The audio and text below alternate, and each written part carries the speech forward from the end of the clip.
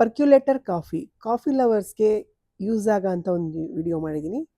ಯಾರ್ಯಾರು ಕಾಫಿ ಇಷ್ಟಪಡ್ತಾರೋ ನಿಮ್ಮ ಫ್ರೆಂಡ್ಸ್ ಇರ್ಬೋದು, ರಿಲೇಟಿವ್ಸ್ ಇರ್ಬೋದು, ಅವರಿಗೆ ಈ ವಿಡಿಯೋ ಶೇರ್ ಮಾಡಿ. ಟೇಸ್ಟ್ ಅಂತೂ ಫಿಲ್ಟರ್ ಕಾಫಿನ ಮೀರಿಸೋ ಅಷ್ಟಿರುತ್ತೆ. ಹಾಗೆ ಕಾಫಿ ಪುಡಿನೂ ಅಷ್ಟೇ ಫಿಲ್ಟರ್ ಕಾಫಿಗಿಂತನೂ ಕಮ್ಮಿ ಪುಡಿ ತೊಗೊಂಡು ಇನ್ನೂ ಗಟ್ಟಿಯಾಗಿರುವಂಥ ಡಿಕಾಕ್ಷನ್ನ ನಾವು ಮಾಡ್ಕೋಬೋದು.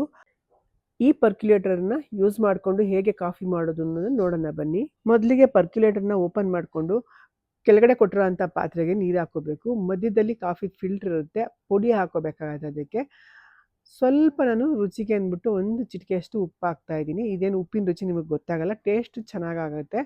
ಪರ್ಕ್ಯುಲೇಟರ್ ಥ್ರೆಡ್ ಎಲ್ಲ ಕ್ಲೋಸ್ ಮಾಡಿಬಿಟ್ಟು ನಾವಿವಾಗ ಸ್ಟವ್ ಮೇಲೆ ಕಾಯಕ್ಕಿಡ್ತಾ ಇದ್ದೀನಿ. ಇದು ಸ್ಟೀಮ್ ಮೂಲಕ ಮೇಲ್ಗಡೆಗೆ ಡಿಕಾಕ್ಷನ್ ಬರುತ್ತೆ. ಅದೇ ಟೈಮಲ್ಲಿ ನಾನು ಇನ್ನೊಂದು ಕಡೆ ಹಾಲು ಕಾಯಕ್ಕಿಡ್ತಾ ಇದ್ದೀನಿ.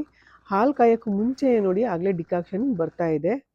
ಹಾಲು ಕೆನೆ ಕಡ್ದಂಗೆ ನಾವು ಒಂದು ಸ್ಪೂನಿಂದ ತಿರುಗಿಸ್ಕೊತಾ ಇರಬೇಕು. ಕೆನೆ ಕಟ್ಟಿದ್ರೆ ಹಾಲು ಕಾಫಿ ಟೇಸ್ಟ್ ಕಡಿಮೆ ಆಗಿಬಿಡುತ್ತೆ. ಈಗ ನೋಡಿ ನಾನು ಡಿಕಾಕ್ಷನ್ ಆಫ್ ಮಾಡಿದ್ದೀನಿ. ಡಿಕಾಕ್ಷನ್ ಥಿಕ್ನೆಸ್ ನಮಗೆ ಎಷ್ಟು ಸಾಕೋ ಅಷ್ಟಕ್ಕೆ ನಾವು ಸ್ಟವ್ ಆಫ್ ಮಾಡ್ಕೋಬೋದು. ಇನ್ನು ಸ್ವೀಟ್ನೆಸ್ಗೆ ಇವಾಗ ನಾನು ಬೆಲ್ಲದ ಪುಡಿ ಹಾಕಿದ್ದೀನಿ. ಜೇನುತುಪ್ಪ ಹಾಕೊಂಡ್ರೂ ಚೆನ್ನಾಗೇ ಇರುತ್ತೆ. ಸಕ್ಕರೆನ ಬಳಸೋರು ಬೇಕಾದ್ರೆ ಸಕ್ಕರೆ ಹಾಕೊಂಡು ಮಾಡ್ಕೋಬೋದು. ಕಾಯಿಸಿರೋ ಹಾಲು ಹಾಕ್ಕೊಂಡ್ರೆ ನಮಗೂ ಒಳ್ಳೆ ಕಾಫಿ, ಘಮ ಘಮ ಅನ್ನೋ ಕಾಫಿ ರೆಡಿ ಆಯಿತು. ಯಾವುದೇ ಇನ್ಸ್ಟೆಂಟ್ ಕಾಫಿಗಳಿರ್ಬೋದು ಅಥವಾ ಫಿಲ್ಟರ್ ಕಾಫಿ ಇರ್ಬೋದು, ಎಲ್ಲವನ್ನೂ ಮೀರಿಸೋಷ್ಟು ರುಚಿ ಈ ಪರ್ಕ್ಯುಲೇಟರ್ ಕಾಫಿನಲ್ಲಿ ಇರುತ್ತೆ. ಪರ್ಕ್ಯುಲೇಟರಿಂದ ಮಾಡೋ ಕಾಫಿ ಮೆಥಡ್ ಏನು ಹೊಸದೇನಲ್ಲ.